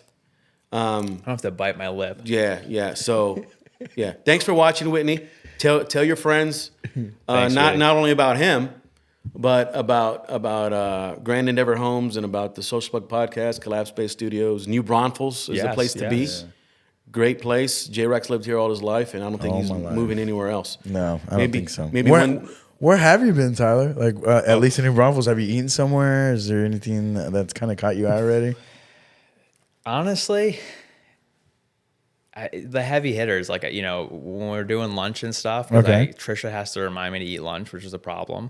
We're working on that. Well, you got a bunch of tacos in the bag over there. I'm trying to stop eating lunch. I mean, I'm a big fan of Krause's because I have a bunch of food allergies. Like I should be a bubble boy if I came, if we could label me in that capacity. But so every time I go there, I never get sick, and the food's fantastic. Nice. And it's really just kind of low key, and so I enjoy Krause's. That's my favorite. We were just at Trisha. What was the barbecue place that? So we go to Black's, but Cooper's, yeah. Oh, Cooper's. I had Cooper's the other day. That was fantastic. Yeah, that was really good. Okay. Look into the history of Krause's when you get a chance. Okay. That place is amazing when it looks like, but it did not look like that before. And then my childhood of like maybe 5 to 8 maybe. My parents used to work there back in the day and used to hang out in there all the time. And Miss Krause was one of the sweetest ladies back in the day. And I don't remember a lot because I was super young. And I played football and was a pro wrestler, hit my head a couple times. But I do remember definitely having great and still seeing that tradition today in their food. So Krause's is definitely one of the historic places here. One of the staples. We personally love right around the corner, Bootleggers and Oyster Bar. I haven't been to either. They are on my list. Maybe you can do that today for lunch. Yeah, who knows? Absolutely. Yeah. Dave is the owner there, and he treats us very, very well. Yeah. I think I'm gonna treat Trisha to lunch. Yeah, and we'll go grab something over there. So they have great, from what I saw yesterday, ceviche. I'm a ceviche guy. I love ceviche. They got ceviche over there? Yeah, brand new. Johnny's excited about that. Yes, Johnny's excited because I got to drive to San Antonio to go get ceviche. Yeah, I go to a place called Rosario's. Yeah, it's a Rosario's Mexican cantina, and that is my favorite personal spot in San Antonio. because for the ceviche. Yeah. But if I can find ceviche here, You're gonna go get it. it's a game changer. This is dangerous for you because this is right down the street for you now. It's like literally like Ceviche- 50 steps Yeah. away. Daily ceviche Yeah. for Johnny. So I can get an oyster shot or a breakfast shot. Yep. Yeah. You know what a breakfast shot is? Have you had that? No, you haven't. So you're gonna maybe I'm not gonna tell you to drink alcohol on your lunch break, but take a breakfast shot. All right. Yeah. I mean, sometimes we need to make sacrifices, and it sounds like one needs to be made today. This sounds like a sacrifice. Some breakfast shot with some ceviche. Those two will hit the spot there. That sounds fantastic. But Okay, yeah. so where do I go in Austin? Where can I go to a place in Austin? Where's y'all's place? Where do y'all like to go? My wife and I love Odd Duck. Odd Duck. So we were talking about this Okay. earlier. Feet there? Okay. I feel like they don't have, the feet are there. You might have to request it. I wonder if you requested. They just look like they have What scales if and stuff. What if I bring you to Odd Duck and we request the duck feet? Do you think they'd look at us weird? Like, or would that even be an option? Well, are you gonna request a duck neck? No. Okay. Maybe. No way. Yeah. Duck because you eat turkey now. Or no, your No, dad no, eats no, turkey no, neck. no. I'm not. No, yeah. Okay. Duck, I mean, we can ask. It's a duck. I'll feet. try it. Maybe I like it. Who knows? I had might never love tried it. alligator before, but down in San Antonio, there's a place that serves alligator, and it was pretty good. I've heard like a tougher chicken. Is that Yeah, an kinda. accurate? Yeah. Yeah. It's like little chicken nuggets, Yeah. kinda. Chicken nuggets. Yeah, kinda. Yeah, but yeah, if you're in Austin, Odd Duck. Is Okay, Odd Duck. I gotta phenomenal. look that up. Yeah. Yeah, Odd Duck. Okay, cool. My man, there's a lot of great places around here to eat. Oh yeah. And more every day, it seems like. More and Yes. more I mean, every the day. activity, Yes. just as there's something about when you turn off 35 and you're coming down the main street here, coming into town. There's just something about, I lived in Charleston, South Carolina Okay. for 3 years. Awesome place. There's a Charleston vibe to New Braunfels. Really? Yeah. Oh, absolutely. And the more that we have, especially the restaurant scene in Charleston, Mm-hmm. given there's so much tourism, right? You have a ton of restaurants. The more and more that I'm seeing all these new restaurants open up, it's becoming even more so like Charleston. Okay. So you feel like you're home, kinda. Absolutely. Yeah. And So- the funny thing is I knew I wanted to move to the New Braunfels area before I even went downtown. Really? There's just something about, we were going to buy a piece of property 4 years ago in Devil's Backbone, right? It was like 48 acres. I was going to drain my bank account to do it. And during our option period, we found out that we were pregnant with our first. And so I had an anxiety attack and we decided not to move forward with that purchase. But there was something about the topography from Devil's Backbone area down into New Braunfels that just kind of spoke to me. Wow. And my wife for that matter. And so it was, it's just everything is aligned very nicely. It makes it easier when you have the relatability, and it relates to something that you can that you've experienced before. Fair. So- Yes. so- Yes. 100%. So before we wrap up, you mentioned that you worked on Wall Street. You had the suit. All right. Have you seen The Wolf of Wall Street? I have, yeah. Do you like? I mean, are you kind of like one of those guys on there? No. Maybe Leonardo or anything? No. So I worked on the ESG side, so Okay. environmental, social, and governance. So Okay. I was a portfolio manager. So the guy who was, believe it or not, right, I never wanted to be in sales, and I was afraid of it and the stigmatism around it. And so I hid from that, right, and decided to be a portfolio manager. So I was the guy who was creating the algorithms Okay. for 7 basically mutual funds, right? Okay. And each of these mutual funds had an ESG tilt to them, so environmental, social, governance. So we were scoring companies not just on their fundamental characteristics of being an investable asset, but there was a second screen that we would put on all these companies that they would have to pass in order for us to buy them as part of the portfolio. And that screen had we had a women and girls equality strategy. So, we partnered with the Women's Foundation of California because as a male, I serve no purpose at all to define what's important to women. So we partnered with them to define the criteria of what do we want to see in companies that showcases that they're thoughtful about women in the workplace, right? It could be, pay equity. It could be, daycare policies and child family leave act, things like that.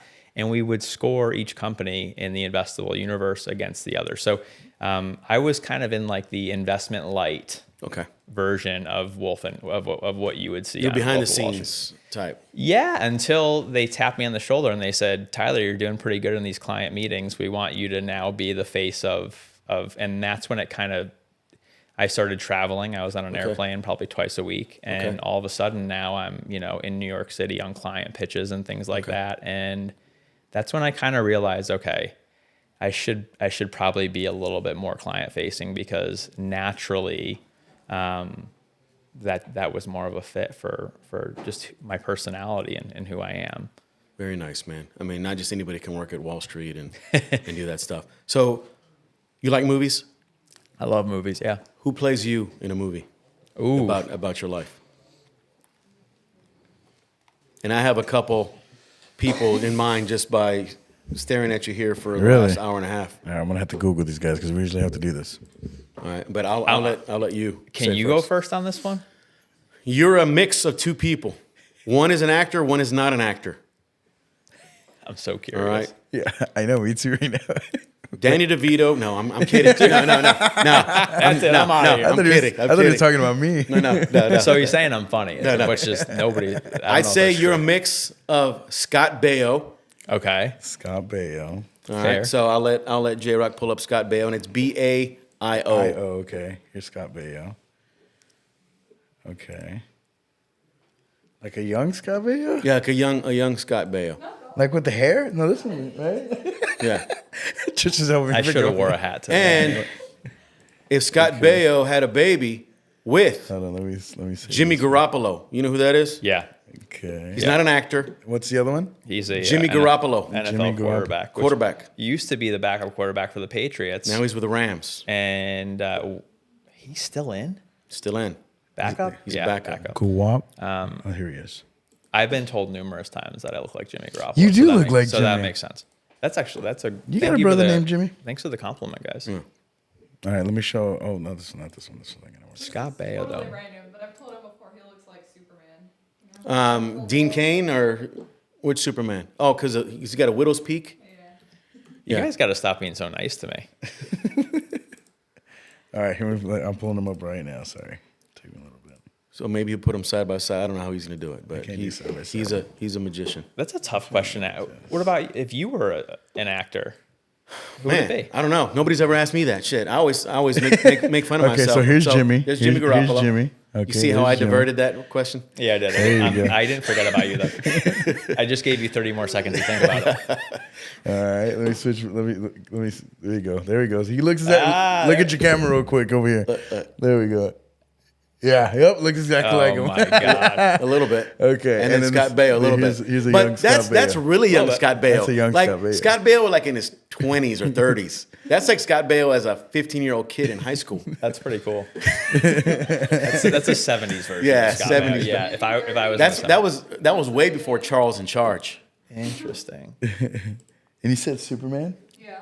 Which Superman? Just the super. Oh, just like any Superman. Just like, yeah, I could see like the cartoon Superman. I don't know. That was very. I like I mean, it. I, I you like got. it. You I know, like I'm it. I'm still coming over here back to you. thinking. I don't know. In all fairness, I didn't answer the question either. Okay. No, I answered for you. Yeah, maybe you can I answer for me. divert. I don't know. Or somebody can answer for me. Somebody in the comments. I don't know. Who does Johnny look like? Maureen Janke says, "Wonderful job, Tyler. We love you." I love you too, Maureen. All right, so you got you. I mean, you have you're having like a fan. It seems like there's a watch party. Yeah, this is like good. it's a fan fest here. It's a fan fest. Watching you. So, yeah. So let me ask you this, Jimmy Garoppolo. How did it? So your first podcast experience? Yes. What do you think? You better invite me back. Yeah, you did it for about an hour and a half. Has it really been that long? About an hour, a little over an hour and a half. So, I struggle with anxiety, which actually that's one of my key drivers in what makes my personality, right? So I was very anxious actually coming into this. You were But- thinking about this all night, butterflies, all that Yeah. stuff. Oh, right? absolutely. Absolutely. I think I probably ironed 3 sets of pants this morning. And then, when you're ironing your pants and there's a little bit of rust that comes out of the water Yes, holes. yes. Yeah, that happened twice. And so, Really? yeah. So You're taking that as a sign. I was like, what is going on this morning, And so, I was nervous coming on, and I knew that I would settle into this chair eventually. You make it easy, by the way. This is the most real thing. You had said to me, you said, Tyler, you want to do this live or recorded? And I said, well, if I'm going to, in my head, I didn't tell you this, but I said live to you. I said, I'm going to do this. I'm going to jump in head first. And I'm really happy with that decision. I have no idea. Like, I would love to watch this now, but there's no better way to get to know anybody than doing a podcast. Absolutely. And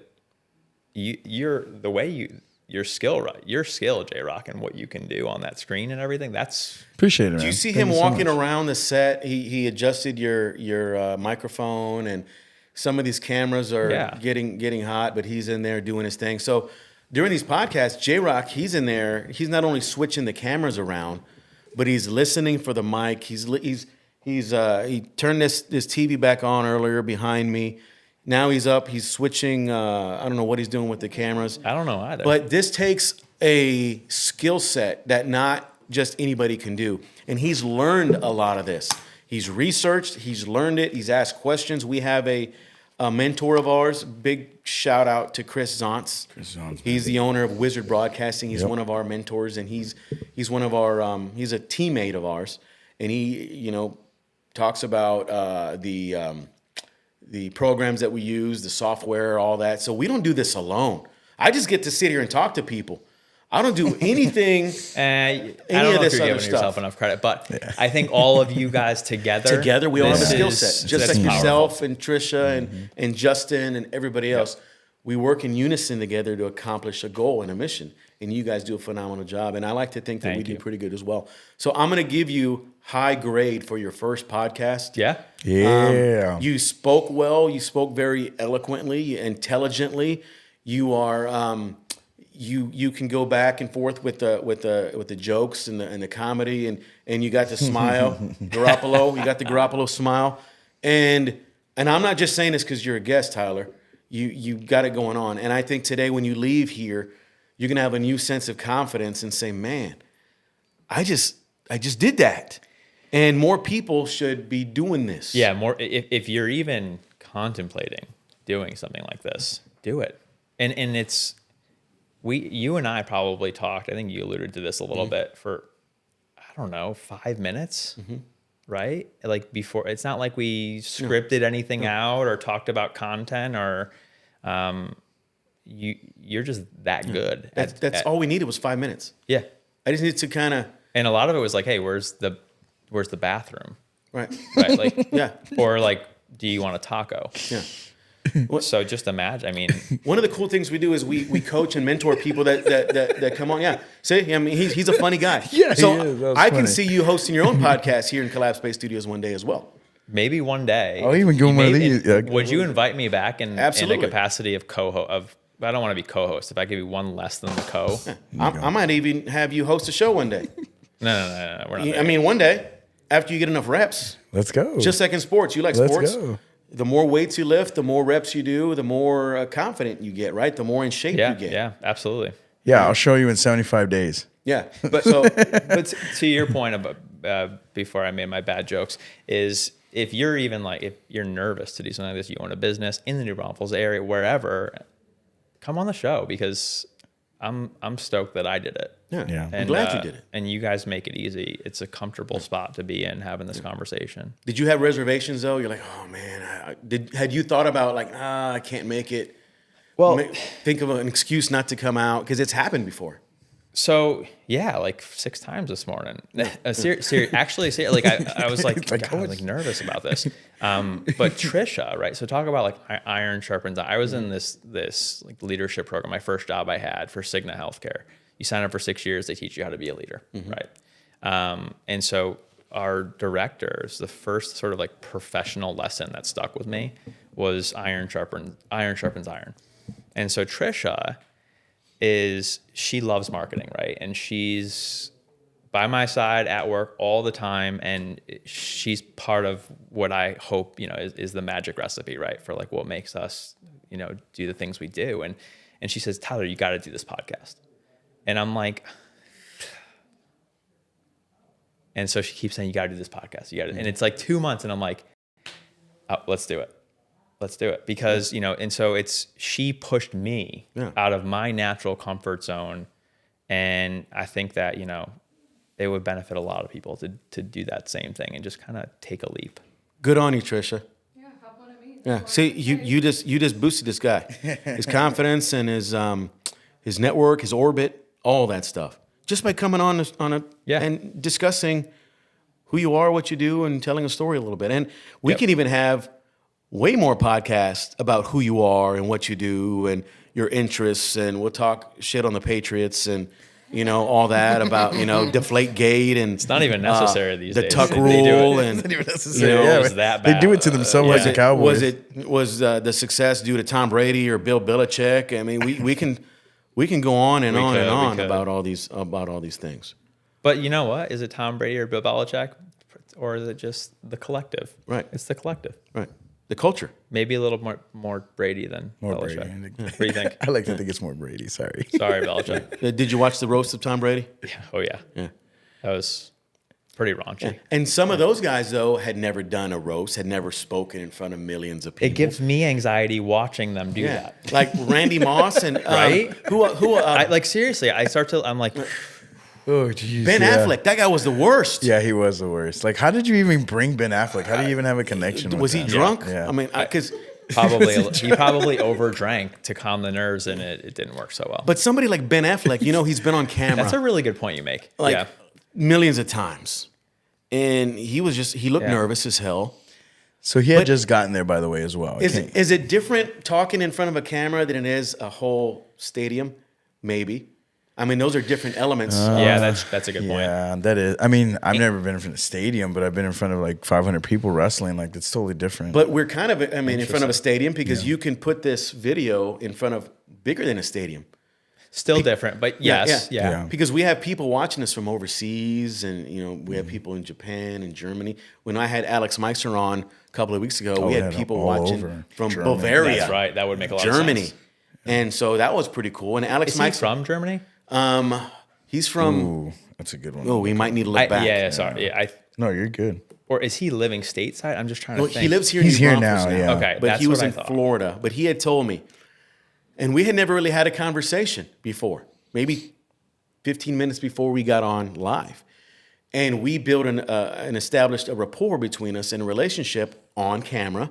Pennsylvania. And that's Really? right. That's Allentown. right. Allentown. That's Lake right. I remember County, him saying that. Pennsylvania. That's right. And he says, Johnny, he says, I don't even talk to some of my friends and family as much as I've talked to you today. We've talked for 2.5 hours. And we've been talking, Tyler, for about an hour and 45 minutes. That's Yeah, crazy. right? exactly. But add another 45 minutes to it.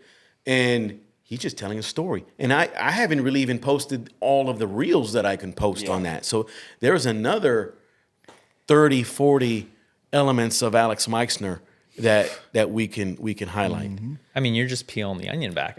Yeah. It's this is the other thing too, though, is there's no distractions when we're in this room. No. This is just think about every conversation. I can't remember the last conversation that I've had where I'm not driving, the TV isn't on in the background, and that's kind of sad, right? But it's just the way our society is. Like, so this is a really unique space in itself to be able to really have a long, thoughtful conversation. When my wife and I first met, which was really interesting, and I was living in Boston, and she was she was in Austin at the time, not to be confused with Boston, is, we had iPads, and I'd walk her around Boston, and I'd be sitting in a park for 3 hours, and I'd say, it's snowing out. Like these little things that they tell you to do all the time, right? Like watch the birds, like just take stock of what's going on around you. We're missing so much, right? All the time. And so this has been really cool because this is, Thank you. Yeah, you'll be surprised on what we've done. Like, I did a podcast a week ago, and I bring groups of guys in, like 3 or 4 people, depending on who they are, and we just have a fun conversation. And that day, I knew that I was gonna have fun with these guys, but that morning I got a text that one of our friends had passed away. So it was like, man, like, do we cancel? Do we just keep going with it? And just something out of me just was like, guys, let's just get there. let's do it. And let's just have fun. Like, let's forget about the world for a little bit and, maybe even just talk about it a little bit. But I think the fact was just to get together and get away from the real world for an hour and a half, 2 hours, however long you can get in here. But to just have fun and talk and bring up different subjects.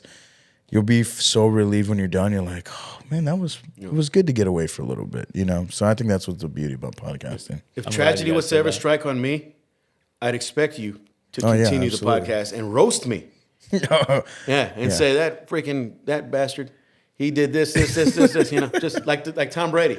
Maybe with not as much vulgarity. Hopefully. Yeah. Tyler, we're gonna have to invite you because Johnny wants us to do a roast He on wants- Johnny Yeah, I do before want he a passes. roast. By the way, we're not gonna wait till he passes. Yeah.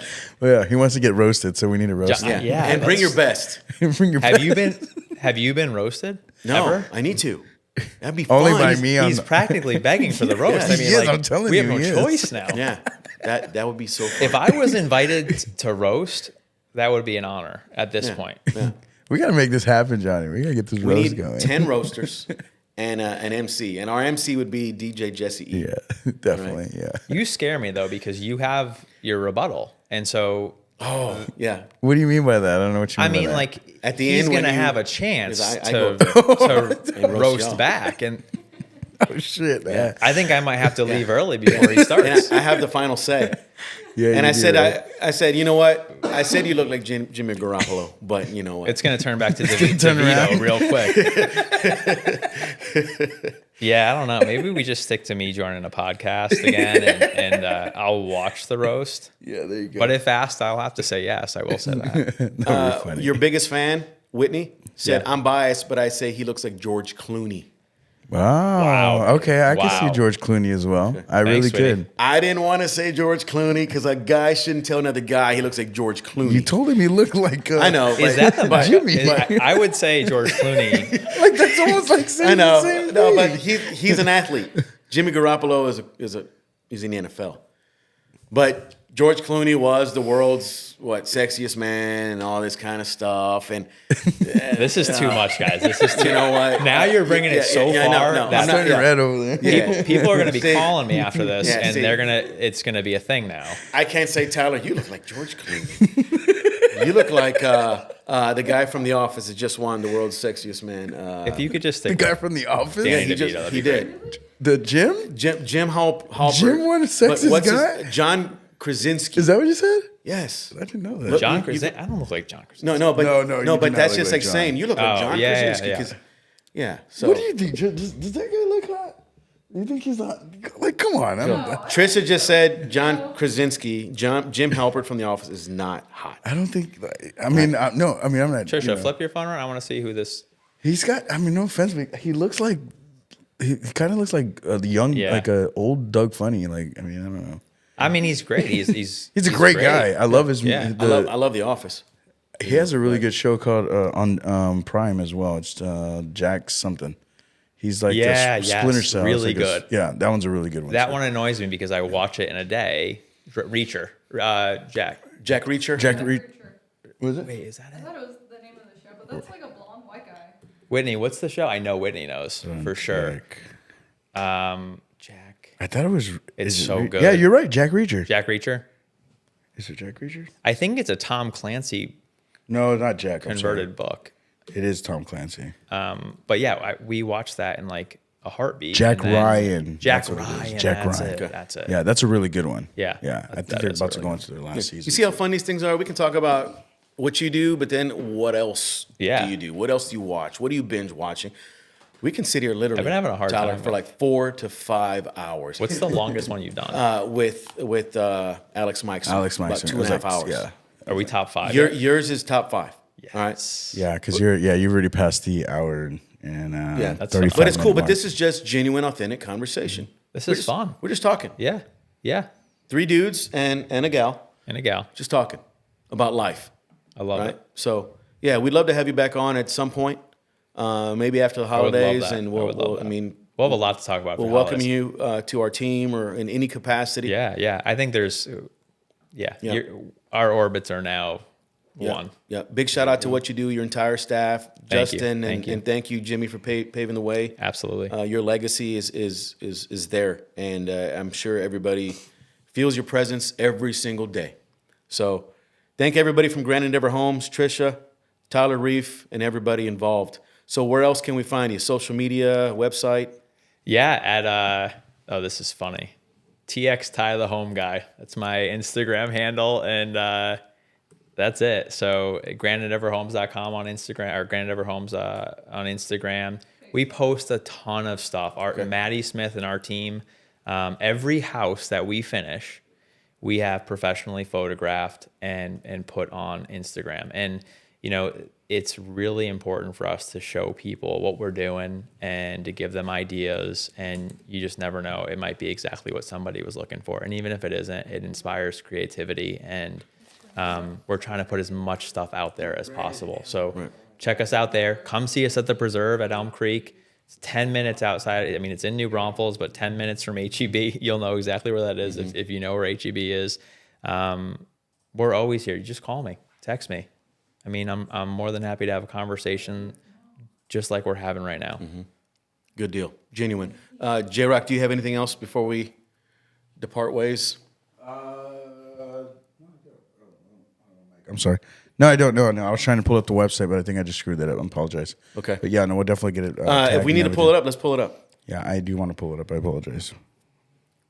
Just so we can show you how to navigate through. Yep, Grand Endeavor Homes. There it is, right there, right? Yeah. But it's not. Oh, there it is. Now it pulled it up for me. So J-Rock's going to pull up the website here so you can kind of show you what they have in store. And I'll let Tyler kind of speak on that whenever it does come up. Yeah, so just real quick, the website is a great resource. You have so many different sections on there of floor plans. I mean, there's only a few floor plans on there. Obviously, we're doing 60 to 100 houses a year. So if you looked in my files on my computer, I've got a few hundred floor plans. But you can see all the areas we build in, the different developments, right? So we're not just a custom home builder, but we also develop our own land. So we have 2 developments up north in Georgetown, and they're absolutely stunning. All 3 subdivisions are beautiful. Tyler, is there anything specifically you want to highlight on the website? Yeah, so if you look at the top there, right, plans and photos, that to me, if I was looking for a home and I just wanted to get a good snapshot of who Grand Endeavor is and what we're capable of and where do I start, just click on those plans and homes. And I always tell folks, usually within an hour of meeting me, have you hopped on our website? Is there any plan that sticks out there? Because if you tell me one plan that you really like on there from a flow perspective, a size perspective, or just a general feeling, there's going to be another 5 that are automatically going to populate in the back of my head, and I'm going to start asking you questions, right? And I'm just going to go full-blown listening mode. And that way, right, I know how to help, right? And it can be just over a phone call. And then, you've got photos, right? So if you go to the photos section, thank you, J-Rock. Sorry to take you in different directions here. Am I in the right spot? If you go to, there should be photo gallery. Do you see that? So this is really cool because we highlight specific homes, right? And then if you keep scrolling down, right, so you can see super custom ones, different styles, and they might just resonate, right? As you keep scrolling, you go, wow, you might even be able to pick different pieces from each house. This is really just to invoke thought, right? And you keep going down, and then all of a sudden you're going to have it sectioned by exteriors, right? And you might see 30 exteriors. Then we have kitchens, 30 kitchens. And the idea is that you don't even need to walk into my model home or one of our homes at all, right? You will get a really good sense, enough to know if you want to pick up the phone and engage with us. And again, like I said, even if you don't see something here that would be your ideal home, we can do it. So that's a really good place to start there. If you're looking for developments in specific areas that we build, really it's anywhere from, Temple down to North San Antonio, about 35 to 40 miles west of I-35 and the same east of I-35. So it's a huge swath. It's most of Central Texas. And that's the beauty of it is if you own a piece of land, if you want to buy a piece of land, or if you're looking for a piece of land in one of our developments, we've got you covered. Very awesome. Very impressive. Very impressed with you and your staff and your relationships that you built, your customer service and beyond. Thanks, so guys. you guys treated me very well, my wife and I, when we went out there about a year ago. So we continue to support you, and we'll go out and see. Hopefully we can have some new buyers. Yeah, this will be custom build. This will be the first of many for us. Yeah. So we thank all of you for watching. You could be anywhere in the world, but you're here watching me talk to Tyler and J-Rock and Trisha about life, business, pleasure, and beyond, and Danny DeVito. All right. So thank you to our episode sponsor, Jessica Martinez with Top Flight Realty Group. She does an amazing job of helping buyers, sellers buy and sell their home, investors. She goes above and beyond, and she's an outstanding person with customer service. She provides trust, faith, and confidence in everything she does. You can reach out to her at 210-875-0834, or you can reach out to her at topflightrealtygroup.com. So with that said, you are unplugged from the Social Plug Podcast, and we'll talk to you soon.